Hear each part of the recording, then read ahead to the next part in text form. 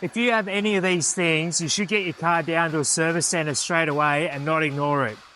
The first one is the engine light. If you have that engine light on, that means that there's something wrong with your vehicle and you should get it checked out immediately.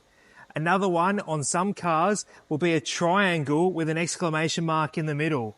If you get those, make sure you bring your car in straight away. If you hear any funny noises, particularly when you're going over bumps, that means that there's probably something going on with your suspension and you should get that checked out straight away. Ignoring suspension issues could lead to a massive accident. Other things that you should take notice of is when your car's not acting as the way it normally does or should. This can usually be something that's going on inside the engine, and if dealt with soon enough, can be rectified. But if it doesn't, it means in costly repairs, meaning potentially an engine replacement.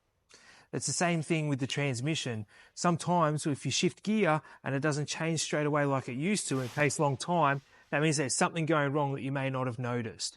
If you see any oil patches, take it into a service centre, get it checked out.